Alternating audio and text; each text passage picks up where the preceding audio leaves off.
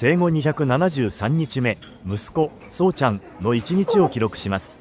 私は1ヶ月の育休を終えたサラリーマンの父です。仕事で一緒にいられる時間が限られているので、息子の日々の様子を残しています。朝は旅館の近くにある滝まで散歩をしました。日中は伊丹空港の近くへ行き、飛行機の着陸を見ました。想像以上の迫力に、その場にいた大人も子供も大興奮でした。帰宅後はいつもより長めのお昼寝をしていました。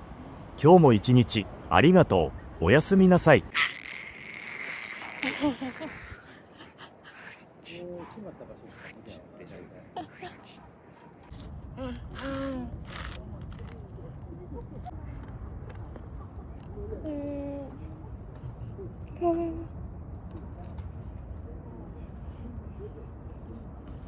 うわ、すごい登った。